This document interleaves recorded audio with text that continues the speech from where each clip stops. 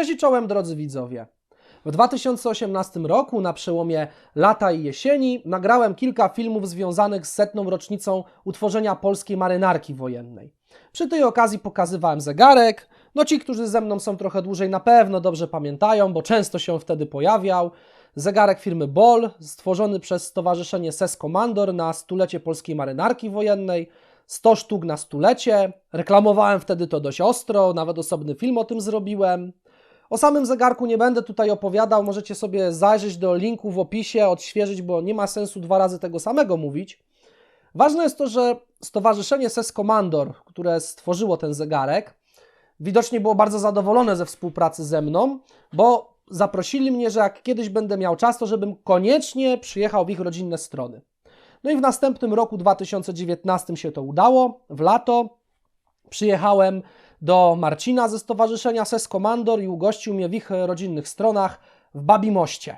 I co to jest Babimost. Skąd ci biedni ludzie mają to zrozumieć? Bo ja z tego nic nie rozumiem. Historycznie to zawsze była Wielkopolska. Tylko wiecie, zabory, rozbiory, I wojna światowa, powstanie wielkopolskie. Co prawda powstańcy dotarli do Babimostu, ale niestety po podpisaniu pokoju z Niemcami znalazł się on po niemieckiej stronie granicy i dopiero w 1945 roku wrócił do Polski. Otóż jak mnie tam zaprosili, no pierwsze co to wywieźli mnie na wycieczkę do lasu, więc z góry było wiadomo, że się dobrze zapowiada, ale się okazało, że miejsce jest o tyle ciekawe i było bardzo dużo śladów po kopaczach z wykrywaczami metali, że tam w trakcie II wojny światowej rozbił się amerykański bombowiec. I o ile samo rozbicie się samolotu nie jest dla mnie ciekawe, bo w trakcie wojny myślę, że co najmniej setki różnych samolotów się rozbiło na terenie Polski, o tyle ta historia jest ciekawa, bo jest bardzo dobrze opisana i zostało po niej bardzo wiele śladów materialnych. I z tego właśnie powodu pochylimy się nad historią amerykańskiej latającej fortecy B-17, która rozbiła się w lesie koło Babimostu. Serdecznie zapraszam.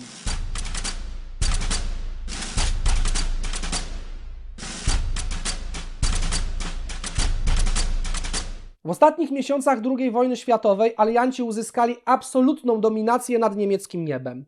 Za dnia latali Amerykanie, bo oni uważali, że jak chcesz coś konkretnie zbombardować i celnie, to musisz za widoku to robić, a Anglicy latali w nocy, gdyż uważali, że mrok ukryje ich bombowce i zapewni im większe szanse na przeżycie.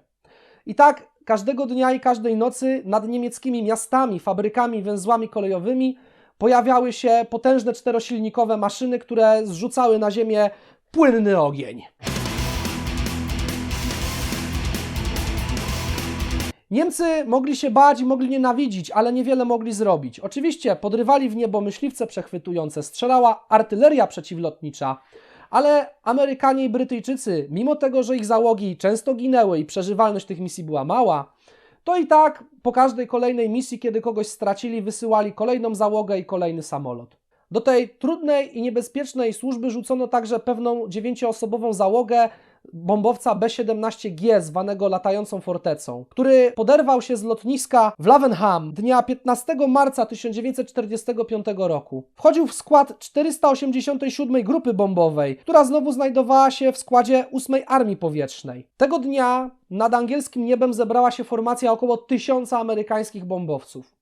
Leciały nad Niemcy, gdzie mieli się rozdzielić i każda grupa miała bombardować w swoje wyznaczone cele. Jednym z samolotów był właśnie wspomniany B-17, który miał nazwę własną High-Tailed Lady, czyli umykająca panna. Pilotem tego samolotu był William Sirvenall, a drugim pilotem Jim Peachey. Ich zadaniem było zbombardować zakłady w Oranienburgu, gdzie amerykański wywiad podejrzewał, że Niemcy produkują komponenty do stworzenia Wunderwaffe, broni atomowej. Obrali więc kurs i długie godziny lecieli nad cel. Gdy do niego się zbliżyli, w stronę ich samolotu ogień otworzyła artyleria przeciwlotnicza. Udało im się zrzucić bomby i już mieli zawracać, kiedy otrzymali fatalne trafienie bardzo blisko kokpitu, gdzie znajdowało się obu pilotów. Stracili przytomność. Gdy ją odzyskali, okazało się, że samolot opadł kilkaset metrów z obranej wysokości i obaj są ranni. Pierwszy pilot miał poharataną rękę i nie tylko, a drugi pilot miał paskudną ranę nogi. Panowie chcieli jeszcze zawracać, ale w tym momencie otrzymali kolejne trafienia od niemieckiej artylerii przeciwlotniczej i między innymi stracili jeden z silników. William, który był pilotem tego statku i na nim spoczywała odpowiedzialność za całą załogę, zrozumiał dwie rzeczy. Po pierwsze, nie dolecą do Anglii.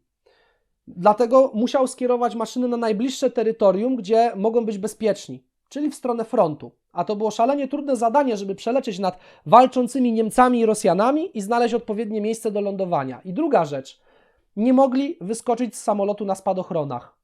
Zarówno William, jak i Jim byli tak paskudnie pokiereszowani, że skok o spadochronie z pędzącego bombowca nie wchodził w grę.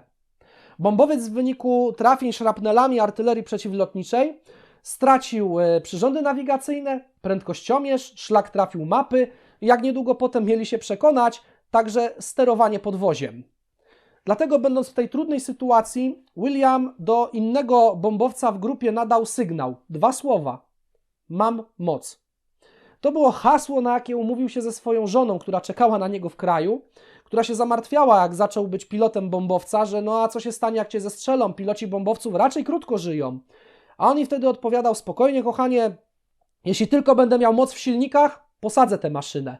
Nadał więc krótki komunikat: mam moc, i stracił łączność. Zbliżał się wieczór, a zimą noc przychodzi szybko. No i musieli w końcu zdecydować się na lądowanie. Wybrali odpowiednie miejsce, pole, które jest na pagórku. Jim był w coraz gorszej kondycji, dawali mu zastrzyki z morfiny, ale majaczył, wył z bólu, tracił przytomność. No i padło hasło, że trzeba opuścić klapy, żeby samolot wytracił pęd, i opuścić podwozie. No a tu kuku, bo widocznie odłamki poprzecinały linki i nie wszystko zadziałało. Dlatego William podjął decyzję o bardzo ryzykownym manewrze, że tak podejdzie do lądowania, żeby najpierw przywalić w ziemię dolną wieżyczką strzelecką, która powinna się w jakiś sposób urwać, zaczepić o ziemię i wyhamować samolot. No, przyładowali o glebę tak, że wypadłyby wszystkie szklanki w meblościance. Cała konstrukcja tak się naprężyła, że pękła i urwał się ogon od samolotu. Wypadł jeden silnik. Ogółem samolot wyglądał jak plastikowy model, który dziecko podniosło i o tak srutnęło nim o glebę. Na szczęście dla załogi wyhamował dosłownie kilka metrów przed drzewami. W trakcie lądowania mechanik stał za Williamem, żeby go ubezpieczać, i o ile nikomu nic się nie stało z całej załogi, no tak mechanik złamał sobie paskudnie nogę w trakcie przyziemienia. Panowie wygrzebali się z wraku i na szczęście dla nich nie zapaliło się paliwo, nie wybuchła amunicja. Samolot się rozleciał w drzazgi, ale byli bezpieczni. Wyciągnęli rannych, teraz już mieli 2 poważnie rannych, 3, przepraszam, bo pilot co prawda się poruszał, ale też wymagał interwencji medycznej. Mieli więc 3 rannych, w tym 2 poważnie. No i trzeba było podjąć decyzję, co dalej. Najpierw wyjęli apteczki, udzielili sobie wzajemnie pierwszej pomocy, załadowali w drugiego pilota jeszcze więcej morfiny, no i w mechanika, ale coś trzeba było zrobić. Dlatego kapitan wziął ze sobą jednego ze strzelców pokładowych, wzięli swoje pistolety 911, no i poszli w stronę majaczącego gdzieś tam na polach w śniegu światełka. Światełko okazało się być samotnym domem, w którym mieszkali Niemcy. Nie chcieli im otworzyć, krzyczeli, żeby poszli sobie, a Amerykanie nie bardzo wiedzieli, skąd taki strach i wrogość. Wrócili do samolotu, z czasz spadochronów zrobili prowizoryczne namioty. Przypominam, to jest 15 marca, jest bardzo zimno, bardzo niefajnie. Nad ranem wiedzieli, że jest coraz gorzej i trzeba koniecznie dla chłopaków znaleźć pomoc medyczną. Dlatego zobaczyli brukowaną drogę i na jej końcu miasteczko. Wyruszyli w tamtą stronę, trafili do wioski z pięknymi murowanymi domkami z czerwonej cegły i zaczęli pukać od drzwi do drzwi, prosząc ludzi o pomoc. Ale wszyscy zamykali drzwi i okiennice i nikt nie chciał z nimi rozmawiać. I dopiero kiedy znalazł kartkę, na której miał rozpiskę, różne podstawowe informacje w różnych językach i powiedział, że ich bin Amerikaner, jestem Amerykaninem, to niektóre domy się otworzyły i wybiegli ludzie szczęśliwi, wyściskali ich, wycałowali i dali im pomoc.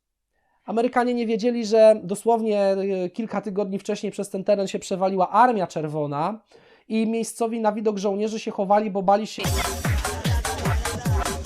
Ludzie się bali obcych żołnierzy, a jak zobaczyli, że to Amerykanie, no to szczególnie Polacy tam mieszkający się bardzo ucieszyli. Zaraz pognali do Babimostu, poinformowali stacjonujących tam Rosjan, przyjechał jeep, ustalili wszystko łamanym, migowym językiem, zabrali rannych, zabrali zdrowych i wszyscy pojechali do miejscowości Babimost. No i tam próbowano udzielić drugiemu pilotowi i mechanikowi pomocy. Największe jaja były z Jimem, czyli z drugim pilotem, bo jak Rosjanie położyli go na stole operacyjnym, to rosyjski doktor stwierdził, że nóżka chora, tniemy. Oni zaczęli się awanturować, jak ten wyjął piłkę, ale nie mogli się z nimi dogadać.